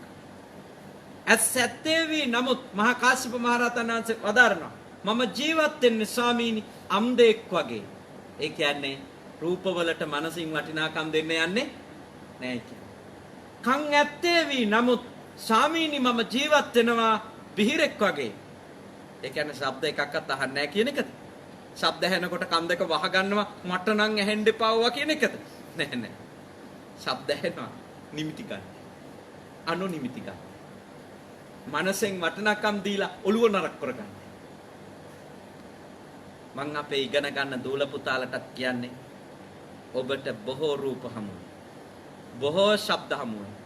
බොහෝ රහ හමුවේ. බොහෝ පහසවල් හමුවේ. බොහෝ ස්මෙල් ගන්ධයන් හමුවේ නේ. බොහෝ සිතුවිලි අරමුණු ධර්ම හිතට එයි. ඒවට වටිනාකම් දිදී ගියොත් ඔබේ අරමුණ ගිලිහිලා යයි. ඔබේ ඉලක්කෙ ගිලිහිලා යයි. ඔබට සපුර ගන්න තියෙන ඒ අරමුණු ඔබෙන් ඈතට ගිහිල්ලා ඔබට ලං වෙන්න බැරි තරම්ම දුරකට ඔබේ අරමුණ ගමන් කරයි. නිවන් දකින්න පුහුණු වෙන අයටත් මම යෝජනා කරන්නේ පන්සලේදී වනපියසේදී නගරයේදී වැඩපළේදී ඕනම තැනක ඔබට රූප ශබ්ද ගන්ධ රස ස්පර්ශ ධර්ම ඇර වෙන මොනවාක්වත් මුණ ගැහෙන්නේ නැහැ. ඒවා තේරුම් ගත්තොත් ඒවත් එක්ක ගොඩ නැගෙන හිත තේරුම් ගත්තොත් ඒවයි තියෙන අල්ප ආස්වාදයයි බහු ආදීනවය තේරුම් ගත්තොත් ඔබ ඇත්තටම ඇහ සංවර කරයි. කන සංවර කරයි. දිව සංවර කරයි. නහය සංවර කරයි. කය සංවර කරයි. හිත සංවර කරයි. ඇත්තටම බුදුදහමේ මුලින් සංවරය පටන් ගන්න කියන්නේ කායනුත් නෙවෙයි නේද? මනසින්ම තමයි පටන් ගන්න. ඒ සම්මා දිට්ඨියෙන් මනසින් ඇති කරගන්න අවබෝධයකිනුයි කය දමනය කරන්න. මනස තුළ ඇති කරගත්තු අවබෝධයක් නුවණක් නැතුව කය සංවර කරගත්තොත් ආයෙත් ඒක මොකක් වෙලාද නවතින්නේ? සීලබ්බත පරාමාසයක් වෙලා නේ. කබෘතයක් වෙනවා. ඇති කරගත්තු සමාධිත්‍යයෙන් ලෞකික සමාධිත්‍යයෙන් තමයි අපි මේවට එළඹෙන්න ඕන. ඇති කරගත්තු නුවණකින් දාර්ශනික පදනමකින් තමයි අපි අපේ ඉන්ද්‍රයන් සංවරය පටන් ගන්නවා. නැත්තම් සමහර අය තරහටත් කියනවනේ. තරහටත් කියනවා මට නම් පෙන්වන්න බෑ රූප කියලා. එතකොට එයා ඒ රූප අතහැරලා ඉන්නේ. එයා රූප නොබලා ඉන්නේ අවබෝධයකින්ද තරහ වෛරෙහිඳ. තරහ වෛරෙ. සමහර කෙනෙක් රූප දිහා බලලා රූප නොබලා ඉන්න තීන්දුව ගන්නේ බැලුවම ඉවස ගන්න බැරි හින්දා. ආසාව උල ගන්න බැරි හින්දා. ඒක නෙමෙයි ඕන. ඔබ කරන්න ඕනේ රූප හමු වෙද්දී රූප ගැන තේරුම් ගනිමින් රූප බල බහලෙක් නොවින්න. ශබ්ද ඇහෙද්දී ශබ්දවල යථාව ශබ්ද ඇසුරින් උපදින සිත්වල ඇත්ත අඳුනාගෙන එහි වහලෙක් නොවි ඒ මොහොතේම ඒ සත්‍ය අඳුනාගත්තෙක් ලෙස එහි වහල්ලු නොවි ජීවත් නිමිති අනු නිමිති ගන්නේ නැතික. ඒ හින්දා ඔබ ඉන්ද්‍රිය සංවරය කියන එක ඔබේ නිවන් මාර්ග සාධනය කරන එක. ඇත්තටම කිව්වොත් ඒ ස්පර්ශය නේද? ඉන්ද්‍රිය අසුරින් ලබන ඒ සලායතන පච්චා පස්සෝ කියලා කියන්නේ සලායතන ආයතන 6 ඇසුරු කරගෙන පස්ස ස්පර්ශය ලබද්දී ඔබ හරියට යෝනිසෝ මනසිකාරය පවත්ව ගත්තොත් එතනින් එහාට සලායතන දුරු කරන්නත් පුළුවන් පස්ස දුරු කරන්නත් පුළුවන්. ඒ ඇසුරින් වැඩෙන සංසාර ගමනම නවත්තන්නත් පුළුවන්. සම්මා දිට්ඨිය ඇති කරගන්න තියෙන එක ක්‍රමයක් තමයි සලායතන නිරෝධයෙන් පස්ස නිරෝධයට යන එකනේ. අපි පොයදා දවසේ සීල වැඩසටහනේදී ගැඹුරින් ඒ කාරණා සාකච්ඡා කළා සිල් පිරිසෙක් කරන. නමුත් මම මෙතන පොදු පිරිසට මේ දේශනා කරන නිසා එච්චර ගැඹුරකට යන්නේ නැතුව මම කියන්නේ සාර්ථක ගෘහ ජීවිතයකට සාර්ථකව බොහොම gedara ඉඳන්ම යන ආධ්‍යාත්මික ප්‍රවර්ධනයක් කරා යන ගමනකටත් මම යෝජනා කරනවා ඇහැට හමු වෙන රූපත් ඒ ඇසුරින් උපදින සිතුවිලි වලටත් වටිනකම් දෙන්න එපා. මනසේ ලොකු නවාතැම් දෙන්න එපා. දිගු කාලීන ස්ථාවර රැඳවුම් ස්ථාන බවට කිසිම තැනක් පත් කරවන්න එපා. ඇත්තටම කිව්වොත් permanent residence දෙන්න එපා. පුළුවන් තරම් ටෙම්පරරි තියෙන එක හොඳයි. මනසේ උපදින එක తాවකාලිකයි කියලාම ඔළුවේ හදන එක ඒක ඒ මොහොතේම කියලා දෙන තරමට අකුසල් පැත්තට බර වෙන එක අඩු කරන්න. මොකද ඔය කිසිම සිතුවිල්ලක් කිසිම රූපයක් නිසා උපදින කිසිම සිතුවිල්ලක් එක විදියට අපිට ආස්වාද දිදි තියෙන්නේ නැහැ. එක යුගයක සමහර දේවල් දකිද්දී අපිට ඇති වෙච්ච ආස්වාදේ මතක් කරා. අද ඒක ඒ විදියටම දැනෙනවා. දැනෙන්නේ නැහැ. සමහර දේවල් ගැන අපිට ඇති වෙච්ච අකමැත්තවලු අද අපිට ඒ විදියටම දැනෙන්නේ නැහැ. ඒ කියන්නේ ඉපදිච්ච සිතුවිලි එකක්වත් නිත්‍ය විදියට තිබිච්ච නෙමෙයි. ආස්වාදෙ දීපු සිතුවිලිත් නිත්‍ය විදියට තිබිලා නැහැ. අරමුණු ඇසුරේ. තරහ ක්‍රෝධය ඇති කරපු සිතුවිලිත් ඒ විදියටම තියෙන්නේ නැහැ. කියන්නේ අපි ඕව තේරුම් ගන්නව නම් අපේ ඕනම දෙයක සාමය උපදවන්න ලේසි වෙනවද නැද්ද?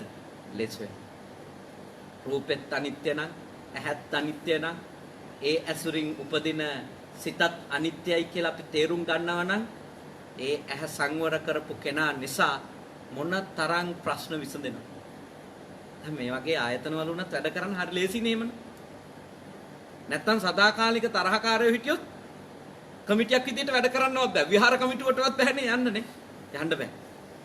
පන්සල් කමිටුවේ වැඩ කරන්න බෑ. සමහර වෙලාවට මට පුදුමයි ඔයත් මෙහෙම කමිටි එකක් විදියට විවිධ පළාත් වලින් ඇවිල්ලා විවිධ ගම් වලින් ඇවිල්ලා නේද? විවිධ අධ්‍යාපන මට්ටම් වලින් ඇවිල්ලා එකට එකහුව වෙලා සමගියෙන් වැඩ කරන එක හරි පුදුමයි. ඒක ලොකු ජයග්‍රහණයක්. මොකද එකම පවුලේ අයටත් එකිනෙකා එක්ක සිහිනුවණින් වැඩ කිරිල්ල කියන එක හරි දුෂ්කර ලෝකෙ. මේක ලොකු ජයග්‍රහණයක්. මේ ලොකු ජයග්‍රහණයක්. අපි අපේ මනස හදා ගන්න තරමට ප්‍රිය අප්‍රිය රූප කියලා දෙකක් නැති වේවි.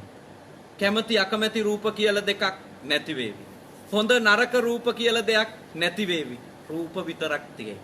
රූප වලට උරුම පඨවි ආපෝ තේජෝ වායෝ කියන දේ විතරක් රූප වලින් දකි. නියම ඉන්ද්‍රිය සංවරය කියන්නේ. ඉතින් ඇත්තටම මේ වගේ වෙන වෙනම රාජකාරී කරන අයටත් අර හාමුදුරුවන්ට යෝජනා කරපු එකම තමයි යෝජනා කරන්න තියෙන්නේ. ඔබට වෙනත් රූප හමු වෙන එක වළක්වන්න බෑ. හැබැයි මතක තියන් හිටියොත් මං කවුද කියලා නේ. ස්ත්‍රී රූප එක්ක වැඩ කරන්න වෙනවා, පුරුෂ රූප එක්ක වැඩ කරන්න වෙනවා නේද? ඔබට වඩා තරුණ රූප එක්ක වැඩ කරන්න වෙනවා, ඔබට වඩා වැඩිහිටි රූප එක්ක වැඩ කරන්න වෙනවා, ඔබට ඔබගේ සම වයසේ රූප එක්ක වැඩ කරන්න වෙනවා. කොයි රූප එක්ක වැඩ කරා? මම කවුද නේද? මම කවුද? මගේ අරමුණු මොනවද කියලා සිහි කල්පනාවේ තියන් ඉන්නවනම් මොන රූපේ නිසාවත් gedara අවුල් වෙන එකකුත් නැහැ නේද? තමන්ගේ අරමුණු විනාශ වෙන එකකුත් නැහැ. ඒ බුද්ධිමත් රැක ගන්න ඕනේ ඔබේ හිත තමයි. හිත රැකගත්තොත් ඇහැ රැකගත්තා තමයි. හිත රැකගත්තොත් කන රැකගත්තා තමයි. හිත රැකගත්තොත් දිව රැකගත්තා තමයි. මේ හිතට සමහර දේවල් ඉතින් ටික කාලයක් අමාරු හේතු ගන්න නේ. පස්සේ තේරුම් ගන්න. උදාහරණයක් විදිහට කිව්වොත් මුල් කාලේ ඔය මේ දැන් මට පොඩක් sugar වැඩි වුණාම blood sugar වැඩි වුණාම මගේ දොස්තර මහත්තයා මට කිව්වා සීනි එපා. මුල් කාලේ ඉතින් දායකයින්ට පේන්න කන්නේ හොරින් කන. ගෝලයින්ට පේන්නේම කන්නේ නැහැ. ගෝලයින්ට නිකන් ගෝලයෝ ඉන්න වෙලාවට. හැබැයි නැති වෙච්ච ගමන් ෆ්‍රිජ් එකේ දාන් තියලා කටින් දා ගන්නවා. හැබැයි පස්සේදී මට තේරුණා sugar පැණි රහ දේවල් කන ගමම්ම metformin බීල් එක කිසිම තේරුමක් නැයි කියලා. පස්සේ මගේ හිතට මම ටික ටික කියලා දුන්නා නෑ කවුරු බලන් හිටියත් කවුරු බලන් හිටියේ නැතත් දෙන්නෙම නෑ කියලා. ඉතින් හිත ඉල්ලන ආයෙකිනු නෑ දෙන්නෙම නෑ. ඔහොම ටික දවසක් කියනකොට අන්තිමට හිතම තේරුම් ගත්තා මේ යෝධයාගෙන් ඉල්ලලා වැඩක් නෑ දෙන්නේ. දැන් ඉල්ලන එක නවතිලා. මතක තියාගන්න. මේ හිතේ වහලෙක් වෙන්නත් පුළුවන්. ඕන්නම් අපිට හිත අපේ වහලෙක් කරගන්නත් පුළුවන්. තමන්ගේ අතේ තමයි. යේ චිත්තං සංයමෙස්සන්ති මොක්칸ති මාරබන්ධන. භාග්‍යවතුන් වහන්සේ වදාළ දවසක යම් කිසි කෙනෙක් තමන්ගේ හිත සම්පූර්ණ දමනය කර ගන්නවද එදාට එයා මායාගේ බන්ධනෙන් නිදහස්ද නැත? නිදහස්. එයාට ආයේ කවදාවත් මායාට අහු වෙන්න වෙන්නේ. ඒ කියන්නේ එයා උපත්ති ඉවර කරා. එයා උපත්ති. හිත තමයි දමනය කරන්න ඕන ඉන්ද්‍රිය. එතකොට දිවත් පුරුදු වෙනවා. දැන් ඇත්තටම සීනි දාලා දුන්නත් අප්පිරිය. සීනි දැන් මේ එක අරු මෝසන් ඒවා ගෙනල්ලා මගේ ඉස්සරහින් ප්ලේට් තියනවා උදේට දවල්ට. මම ඉතින් කොච්චර සරසලා ගෙනාවත් හිතට කියන දෙන්නෙම නැහැ. දායකව අපහු අරන් යනවා. අනේ සූදානම් කරා අපරාධි කී හිතින් විඳෝ යන වෙති සමහර විට. අද උදේ මම දැක්ක වටේට රවුන්ඩ් තියලා මැදට නිකන් පොඩි ආමන් නැටේකුත් තියලා. ඉතින් අර ආමන් නැටේ දැක්කම මම ඒක කැපහින්ද අරකට එක්ක කයි කියලා මාරයා වගේ එවන්නේ නැති නේද ඉතින්. මං අහුවෙන්නේ. මම හිතට කියනවා නෑ ආමන් නැට මැදට තිබුණත් වටේ තියෙන සීනි ගුලියක්. කැප නෑමයි. හිතට කිව්වම් ආමන් නැටත් එක්කමයි අයින් කරා. මේක තේරුම් ගන්න. මේ හිතත් එක්ක කතාව හරි ලොකු අභ්‍යාසයක්. හරි ලොකු අභ්‍යාසයක්. ඒක ප්‍රැක්ටිස් කරන්න. හරි ආස්වාදයක් ඒක පුහුණු වෙන එක. හිතේ අපි වහලෙක් වෙනවා දකින්න එක නෙමෙයි. හිත අපිට ඕන විදියට හසුරව ගන්න පුළුවන් කියලා දකිනකොට පුදුම සතුටක් දැනෙනවා. මේ හිතේ වහල නොවී ඉඳීමේ ආස්වාදය බලන්න කොහොමද කියලා. හරි සැනසෙල්ලක් දැනෙනවා. ඒක විඳින්න. ඒක විඳින්න පුළුවන්. ඔය මම ඔබට ප්‍රායෝගික උදාහරණයකින් කිව්වේ.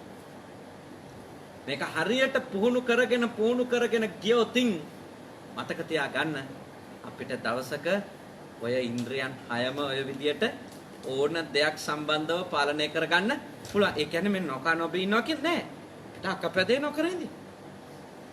කැපදේ ගන්න ඕනේ. කැපදේ ගන්න එපා නැත්තම් පවතින බෑනේ. යාපනා යැපෙන්න එපා. විහිංසූපරත්‍ය බ්‍රහ්මචර්ය අනුග්‍රහයනේ. ඇලීම් දුරු කරගෙන බ්‍රහ්මචර්යාවට අනුග්‍රහයක් වෙන කෑම ගන්න ඕනේ. කෑම නොකා ඉඳීම නෙමෙයි මේ දිව සංවරය කියන්නේ. ඒකේ අර්ථය වටහාගෙන ඒ අර්ථය සම්පූර්ණ කරගන්න අවශ්‍ය ප්‍රමාණය විතරක් ගැනීම. දැන්ට වෙලා තියෙන්නේ අපි ඒ කෑම කන්නේ ඇයි කියන අර්ථය වටහාගෙන ඒ අර්ථයට අදාළ දේවල් නෙවෙයිනේ. අපි විවිධ දේවල් හිත නේද? වලවල් ගැහිච්ච තැන් ගොඩ කරන්න, දුර්වර්ණ වෙච්ච තැන් පාට කරන්න. ඒවනේ ඇත්තටම නේද? තවාය මදාය නේ, ජවය පිනිසනේ, මදය පිනිස. ඒ අර්ථවලින් අපි යන්නේ. ඉතින් අපි ඇත්තටම කායිකව ලෙඩුත් වෙනවා. ඒ අර්ථ පස්සේ යන්න මානසිකවත් ලෙඩ වෙනවා. මොකද ඕකේ ඇතිවීමක් නෑ. දැන් ලංකාවේ ඉන්නවා සුදු වෙනවා කිව්වොත් ප්‍රයාරින් ලව්ලි බොන්න කැමති කට්ටිය. ලෙඩ ඇත්තටම ඒ නීඩ්ස් නෙමෙයි අර මානසික ලෙඩේ හැදුණා. ඒ ඉවරයක් නෑ. සීමාවක් ඕන එකක මිනිස්සුන්ට කයට ඇහැට රූප දීමේ, කනට ශබ්ද දීමේ, දිවට රස වර්ග දීමේ නේද? නහයට ගන්ධයන් පිරිනැමීමේ ඔය ඕන එකක් අවශ්‍ය ප්‍රමාණයට කරන්න පුළුවන්. ඔය සිහි විකල් වුණාම සීමාව ඉක්මවනකොට ඒගොල්ලෝ කිසිම තැනක නතර වීමක් පේන්න නැහැ. ඔබ විශ්වාස කරන එක නැහැ අද අපේ රට ගණිකා මඩමක් වෙනවා. අද අපේ රට ගණිකා මඩමක් වෙනවා. කිලෝමීටරයක් යනකොට ස්පා සෙන්ටර් බලා ගන්න පුළුවන් 1-6-7කට වඩා. ස්පා කීකේ ගණිකා මඩම් දමමින් අපේ රට විනාශ වෙමින් තියෙනවා. ඒ අය මිනිස්සු එක තැනක නවතින්න තරම් හිත සුවපත් කරනවා. හිත හදාගන්න. මිනිස්සු කයට පහස හොය යනවා. දරුණු සමාජ රෝග ලංකාව ගිල ගනිමින් තියෙනවා. දරුණු සමාජය. සමහර දිස්ත්‍රික්කවල සමාජ රෝග ව්‍යාප්තිය එන්න වැඩි වෙමින් තිබෙනවා. පුවත්පත් වාර්තා කරනවා. ඒ සෞඛ්‍ය ආයතන විසින් පර්යේෂණ වලින් වාර්තා කරනවා. එන්නම සමහර දිස්ත්‍රික්කවල සමහර පළාත්වල නරක තත්ත්වයන් උද්ගත වෙමින් තියෙනවා. මොකද හිත හදාගන්න සූදානම්. නවතින තැන් ලකුණු කරගන්න සූදානම්. වහල්ල වෙන. පේන දේ පස්සේ යනවා. ඇහෙන දේ පස්සේ යනවා. දකින දේ පස්සේ යනවා. බුදුදහම ඔබට තහනම් කළා නැහැ කාමභෝගී ජීවිතේ. බුදුදහම ඔබට කියන ඒකටත් එතික්ස් තියාගන්න. ඒකටත් ආචාර ධර්ම තියාගන්න. කාමේසු මිච්ඡාචාරා වේරමණීනේ. බුදුදහම ඔක්කොටම කිව්වද අබ්‍රහ්මචර්යය?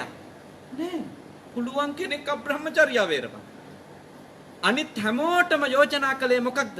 අන්තයට යන්න ඕනේ නෑ. සියල්ල අතාරින. අනිත් හැමෝම තමන්ගේ පෞල් සංස්ථාව ඇතුළේ ඉන්ද්‍රිය පිනවන. ඉන්ද්‍රිය පිනවීම ගියට තානක් නැහැ. එහෙනම් විශේෂ ජීවිතයක් තෝරාගත්ත පැවිද්දන්ට අයිති එකක් ඒක. ඒ හින්දා ඔබ ඊටාම බුද්ධිමත් බෞද්ධයෝ වෙන්න. කයට පහස සොයද්දි, ඇහැට රූප හොයද්දි, කනට ශබ්ද හොයද්දි, දිවට රහ හොයද්දි, නහයට ගන්ධයන් හොයද්දි, හිතට අරමුණු හොයද්දි බලන්න ඕනේ මම මේ සංසාරෙම අඳුරු කරගන්න දෙයන්න. මට මේ ආත්මෙත් නිවන් මාර්ග ඇහිරෙයි. මං ඊළඟ ආත්මේ මේ සීමාව ඉක්මවීමේ ප්‍රතිඵලයක් ලෙස දරුණු අපාය භූමියක උපදින්නත් පුළුවන්. මොකද භාග්‍යවතුන් වහන්සේ ජීවමාන සමයේම ලක්කන තෙරුම් දැක්ක, මුගලම් තෙරුම් දැක්ක, මල ප්‍රේතයින්ගේ මල ප්‍රේතයන්ගේ ඒ රූපරාමු පිළිබඳව භාග්‍යවතුන් වහන්සේ ගාව කරපු පාපෝච්චාරණ සංයුත්ත නිකායේ ලක්කන සංයුත්තේ නේද? පේතවත්තු පාළියේ ඕන තරම් විස්තර තියෙනවා. ඉන්ද්‍රිය ටික සීමාවක් නැතුව පිනවන්න කියපු අයට වෙච්ච දේවල් මම ඔබට සිහිපත් කරනවා. ඔබ ඔබේ ඉන්ද්‍රියන් ගැන දමනය කටයුතු. එහෙම වුණොත් ඇත්තටම ඔය ලෙඩ රෝගත් ගොඩක් අඩු වෙනවා. මේ ලෝකෙම ditta ධම්ම වේදනී ආනිසංසම් වෙන ලෙඩ රෝග. ඔය දිව පිනවන්න තියෙන තෘෂ්ණාවේ ප්‍රතිඵලමයි කොලෙස්ටරෝල් කියන්නේ. ඕනවට වැඩිය ෆැට් එක වැඩි වීම නේ. ශරීර තරබාලු වෙලා Tamanටවත් Taman පාලනය කරගන්න බැරි වුණා. ජාන වලින් හැදෙන දියවැඩියාව එකක්. හැබැයි කෑම පාලනය කරන්නේ නැති රස තෘෂ්ණාව නිසා හැදෙන එක තව එකක්. අද තියෙන බොහෝ ලෙඩ රෝග වලට හේතු සාධක මේ ලෝකෙම අපි හදපුවා මොනවද? ඉන්ද්‍රියන්හි සංවරයක් නැතිකම. ඉන්ද්‍රියන්හි සංවරයක් නැති. ඉන්ද්‍රිය සංවර නොකර අඩුම නිවන් දකින්න නෙවෙයි මෙලොව තියෙන ලෙඩ ටිකවත් අඩු කරගන්න. දිව ඇසුරින් කන ඇසුරින් ඒ රහ හොය යන තෘෂ්ණාව පාලනය කරගත්තේ නැත. ඉඳුරන් ඇසුරින් ඒ හිත ආස්වාද කරන්න පිනවන්න යන ගමනෙන් ඔබ ටිකක් හරි පාලනය වෙලා නොනොත් මතක තියාගන්න මේ ලෝකෙම පිරෙන ලෙඩ දුක් හැදෙන ප්‍රශ්න උපදින ඉන්ද්‍රිය සංවර කරගත්තු එක්කෙනාට අනිත් එක ගොඩාක් වෙලා විතර වෙනවනේ. දැන් අපේ දුවල පුතාලා හරියට බණ අහන්න එනවනේ නේද? දැන් කොහොමද දුවල පුතාලා ආස වුණොත් එහෙම ඕනවට වැඩිය කාටුන් බලන්නේ නේද? ඇහැ පිනවන්නනේ නේද? කාටුන් බල කරන්නේ මොකද්ද? ඇහැ පිනවන්නේ. ගේම් ගහ කරන්නේ මොකද්ද? ඇහැ පිනවන එකනේ. මම මේකෙනුත් දින්න. තව එකක් ගහන්න ඕනේ. ඒකෙනුත් දැන් අලුතින් දුවල පුතාලා හොයාගෙන තියෙනවා රංචු ටීම් එක්ක අහුවෙලා ඉන්ටර්නෙට් එකෙන් ලොග් වෙලා ගේම් ගහගයි. ඉතින් අන්තිමට මොකද වෙන්නේ? ඒවට වහල් වෙලා ඉඳපු දුවල පුතාලට දන්නේම නැතුව එක්සෑම් කිට්ටු වෙනකොට තමයි හීන්දාඩිය දාන්නේ. ඉතින් අම්මා බෝධියේ මුල් කුණු වෙනකන් වතුර වැක්කිරුවත් විභාග පාස් වෙන්නේ නැහැ. මතක තියාගන්න. දැන් මේ දවස්වල ලංකාවේ බෝධින් වහන්සේලා වටේමයි අම්මලා ඉන්නේ. O level කිට්ටු. හැබැයි හතර වටේ රවුම් ගහ නේද? ගේම් ගහ පැය 7-8 එක දිගට රස්තියාදු ගහ ඉඳපු කට්ටියට ඒ 10ක් ලබා දේවා කියලා බෝධියේ ඉල්ලුවට කොළවල එල්ලුවට බෝධි පූජා තිවට ඒ 10 වල් හම්බෙන්නේ. මතක තියාගන්න. තුනුරුවන්ගෙන් හරි ආශිර්වාදයක් හම්බ වෙන්නේ අරමුණක් ඇතුව ඉන්ද්‍රියන් සංවර කරගෙන තමන්ගේ අරමුණට හිත හදාගෙන යන මිනිස්සුන්ට විතර මේ විශ්වය උදව් කරනවා ඇත්තට. මේ විශ්ව ශක්තියෙන් උදව් කරනවා. ඒක නෑ කියන්න බෑ. උදව් කරනවා. හැබැයි උදව් කරන්නේ නිකම් මුන්ට නෙමෙයි. අපිට උදව් කරන්න කලින් අපිව පරීක්ෂණයට භාජනය කරනවා. අපිට සහතික ලියන්න කලින් නේ. එක එක ඒවා ඒවල බලනවා. ලාභයවල බලනවා. මෙයා නවතිනවද? අලාභයවල බලනවා. නවතිනවද? නින්දායවල බලනවා. නවතිනවද? කීර්තියවල බලනවා. නවතිනවද? ප්‍රශංසා දීලා බලනවා. නවතිනවද? යන අරමුණෙන් අයින් වෙනවද? අටලෝ දහමම අපි ගාවට එවලා බලනවා මේ අටෙන් එකක හරි වහලෙක් වෙනවද? වහලෙක් වෙනව නම් දිගටම ඒක දෙන්න. දිගටම ඒක දෙන්න. හැබැයි පෙනුනොත් මෙයා ලාභාවත් අලාභාවත් කීර්තියාවත් අපකීර්තියාවත් නින්දාාවත් ප්‍රශංසාාවත් මහ සැප සම්පත්තාවත් අධික දුක් අනෝරා ආවත් යන ගමන යන මිනිහෙක් කියලා පෙනුනොත් මේ විශ්වය ඊළඟට යට උදව් කරනවා. සාක්ෂි දරන්න ගන්න ඔයාගේ වීරය ගැන. එයාගේ ගමන ගැන සාක්ෂි දරන්න ගන්නවා මහ පොළොව. මේ සබා දහමේ බලවේග අපිට උදව් කරනවා ඊළඟ. එහෙනම් අපේ දෝල පුතාලා හොඳට මතක තියාගන්න ඕනේ. ඇහැ පිනවීමේ තෘෂ්ණාවෙන් දඟල ගිහිල්ලා අන්තිම මොහොතේ දෙයියන්ගෙන් ඉල්ලුවට විභාග පාස් වෙන්න විෂ්ණු කතරගම දෙවිවරු පේපර් මාකින් යන්නේ නැති බව මතක තියාගන්න. තමන්ගේ උත්සාහය, වීරියය, සීනුවන නේද? ඉන්ද්‍රිය දමනය මේවයින් තමයි ඔබගේ ජයග්‍රහණ උදා වෙන්නේ. දෙවියෝ, බ්‍රහ්මයෝ, ලෝකය ඔක්කොම උදව් කරයි අරමුණක් ඇතුව වැඩ කරනවා. නැතුව අපේ ගමන අපි නවත්තලා අපේ හිතෙන් අපි කිසිම අදිෂ්ඨානශීලී ගමනක් යන්නේ නැතුව ඉන්ද්‍රිය ටික පාලනය කරගෙන අපේ අරමුණට අදාළ හිත වඩන්නේ නැතුව වෙන දේවල් පස්සේ ගිහිල්ලා අන්තිම මොහොතේ දෙයියන්ගෙන් භූතයින්ගෙන් ප්‍රේතයින්ගෙන් ඉල්ලුවට වැඩක් නැහැ. ලැබෙන්නේ නැහැ. අන්තිමට ඒගොල්ලෝ බෝගස් වලට බැන දෙයියන්ට බුදුන්ට බැන ඉන්න. අච්චර පූජා තිව්වා මෙච්චර පූජා තිව්වා. ඉතින් බුදුහාඳුරෝ පොරොන්දුනාය පූජාව තිබුවොත් එහෙම එක්සෑම් පාස් කරලා දෙනවා කියලා. බුදුහාඳුරෝ අඩුම අපිට නිවනවත් ලබා දෙනවා කියලා පොරොන්දු වෙලා නැහැ. උන්වහන්සේ දේශනා කළා තියෙන ඉතින් නිවන් දකින්න එක තමුන්ලගේ වැඩක්. මම කරන්නේ කොහොමද? තුම්මේහි කිච්ඡං ආතප්පං අක්ඛහතාරෝ තථාගතං. මම ගුරුවරයා මම මඟ පෙන්වන්න. මම මැප් එක දෙන්නම්.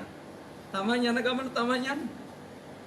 භාග්‍යවතුන් වහන්සේ අපිට සිතියම පෙන්නලා තියෙනවා. මෙන්න සම්මා දිට්ඨිය, මෙන්න සම්මා සංකප්ප, මෙන්න සම්මා වාචා, මෙන්න සම්මා කම්මන්ත, මෙන්න සම්මා ආජීව, මෙන්න සම්මා වායාම, මෙන්න මේකයි සම්මා සතිය, මේකයි සම්මා සමාධිය. මාර්ගය කියලා තියෙනවා. වඩන එක නොවඩන එක ඔබේ වැඩක් මිසක භාග්‍යවතුන් වහන්සේගේ වැඩක් නෙවෙයි. එය පුහුණු නොවි කෝතාම ඵල නැණි කිව්වට වැඩක් නැහැ. වෙනේව කර ඉඳලා. ඒ පුහුණු වෙන්න. ඒ මග ගියොත් නේ ඒ ඵල ලැබෙන්නේ. නේද? ඒ මග ගියොත් ඒ ඵල ලැබෙයි. වෙන මගක ගිහිල්ලා ඒ ඵල ලැබෙන්න බෑනේ.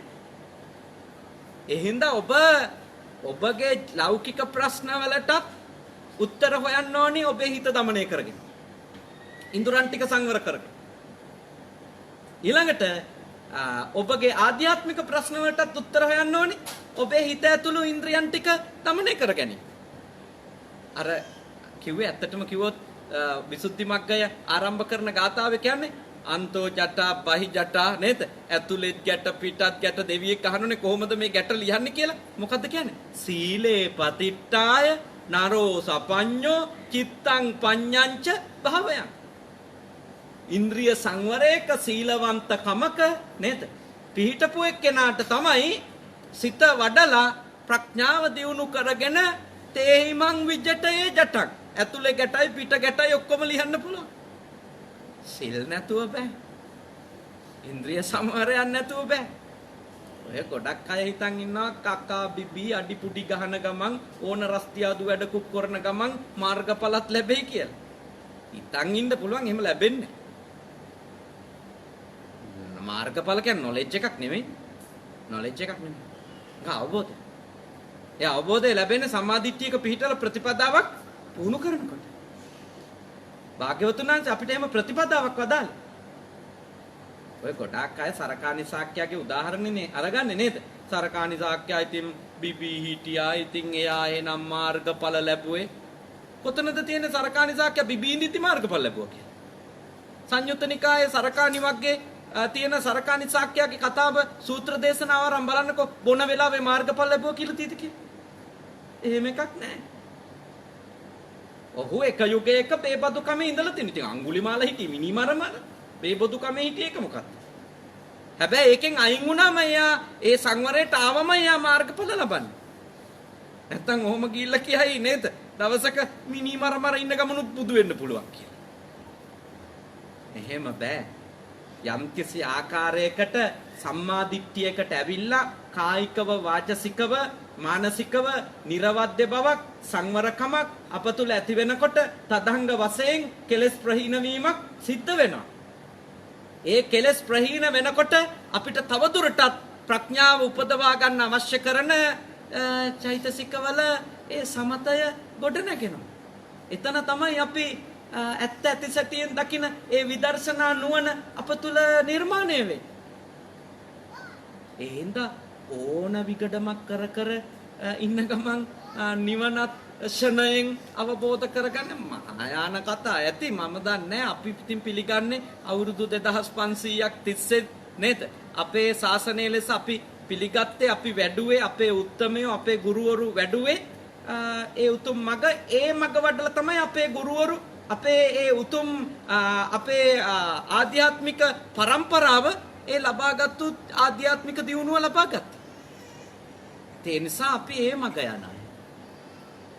අපි කලබල වෙලා සියලුම ඉන්ද්‍රියන්ගෙන් සියලු අසංවරකම් කරන ගමන් සියලු පෞකාරකම් කරන ගමන් දැන් මේක මට වැටහුණා ඒ නිසා මට ඕන එකක් කරන්න පුළුවන් කියන තැන නෑ. නම් භාග්‍යවතුන් වහන්සේ ඇයි විනය ශික්ෂා පනවල?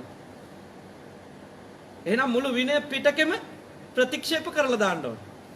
නෑ විනය ශික්ෂා ඕන. නැත්තම් ශාසනයක් යන්න පුළුවන්ද? බෑ. හැබැයි ශාසනය කියන්නේ කොතනකවත් සීලයෙන් විතරක් නිවන් දකින්නවා කියලා කියන්නේ. සමාධියෙන් විතරක් නිවන් දකින්නවා කියලා කියන්නේ. නිවන් දකින්නේ කොතනින්ද? ප්‍රඥාව නේද?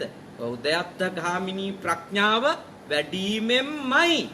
ඒක ඇත්ත. හැබැයි භාග්‍යවතුන් වහන්සේ දැන් ගිහියාට පුහුණු වෙන ප්‍රතිපදා කියනවානේ. සද්ධා සම්පදා, සීල සම්පදා, ඡාග සම්පදා, පඤ්ඤා සම්පදා. එහෙනම් සද්ධා ඕන නැත්තම් නේද?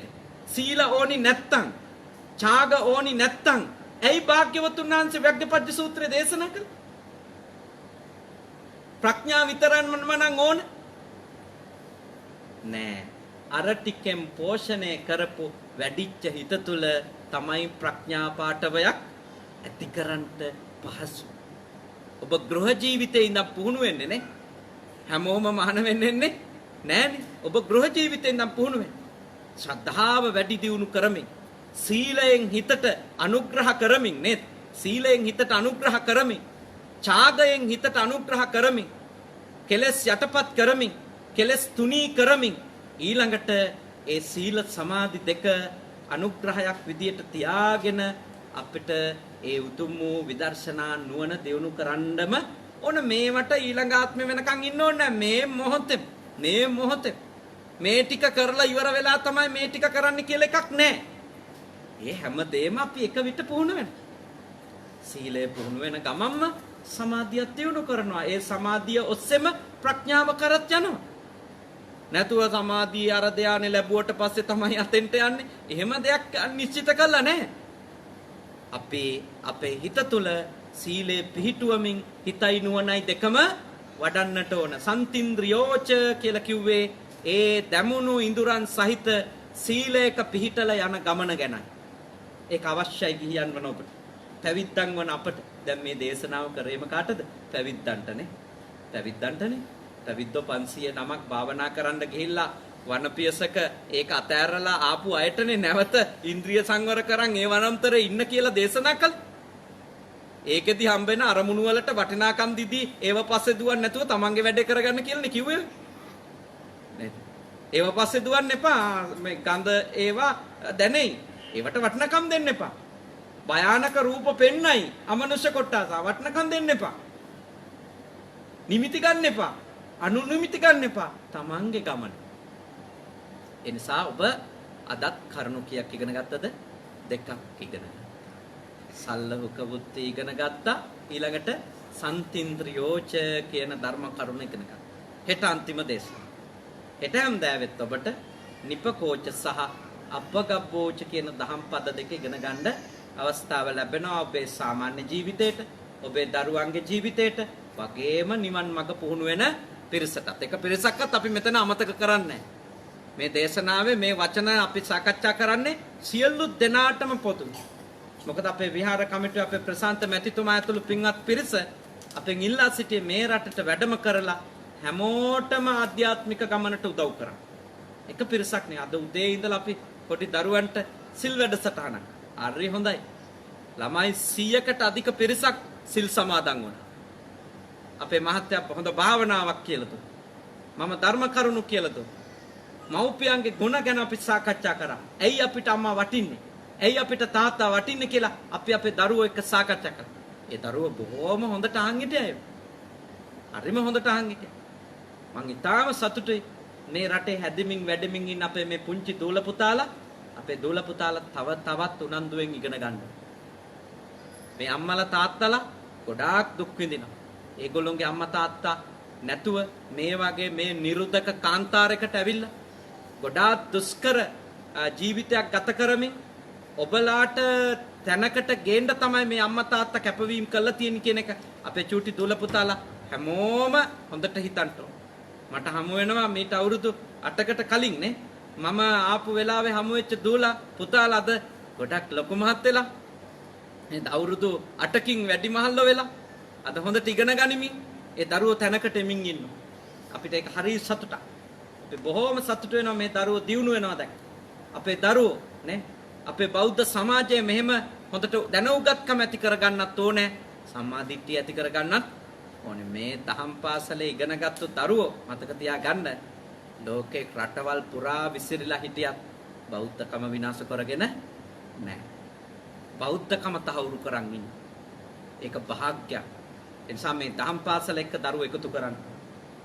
ඒ වගේම කෙරෙන ආගමික වැඩවලට කොච්චර වැඩ තිබුණත් අපේ පින්වතුන්ලා එන්න ඕනේ. මේ වගේ තැනක් හදාගන්න නේද? මෙහෙම නිදහසේ වඳින්න කියන්න අපිට ඉඩ දීපු ඒ රජුරුවන්ට ඇත්තටම පින් දෙන්න. මගෙන් ලංකාවේ ඉන්න දායකයෝ කතා කරලා අහනවා මේ දවස් ටිකේම මොකද මේ මුස්ලිම් රජතුමෙකුට පින් දෙන්නේ කියලා.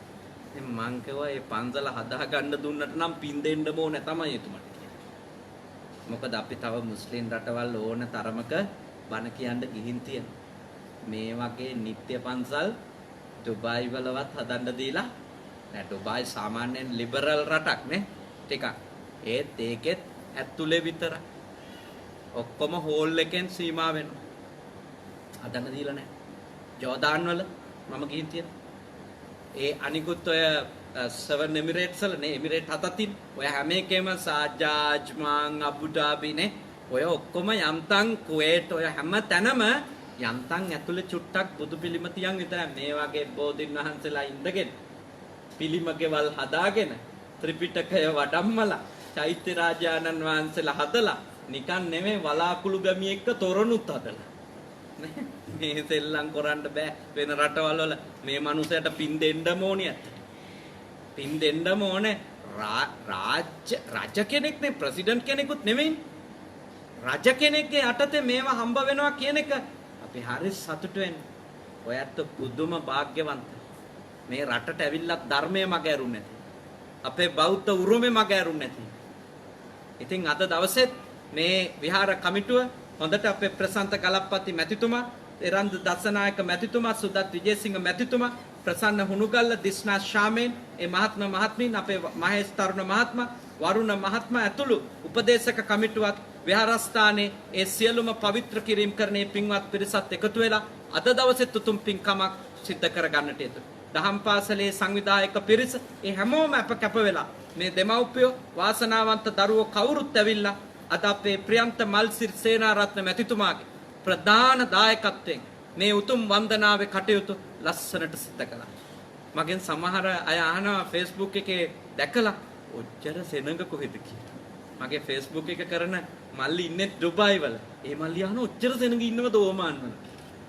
මං කෝ ඔය දැක්කේ නැතුව කි. හා බොහොම වටිනා නේ. බොහොම වටිනා. ඔබලාගේ සහභාගීත්වය ගැන එයාට හරි සතුටු වෙනවා. ලෝකේ ඉඳන් බලන හැම බණක්ම 5000 10000 මෙතන ඉඳන් දෙන දේශනා ඔක්කොම නරඹන. ඒක හරි වටින දෙයක්. ඉතින් අපි ගොඩාක් ධර්ම ප්‍රචාරක කටයුතු අද දවසේ සිත කළා. මේ දවස් කීපේ පුරාම සිත කළා. රැස්වෙච්ච සියලුම පින් දෙවියන්ට අනුමෝදන් කරමු.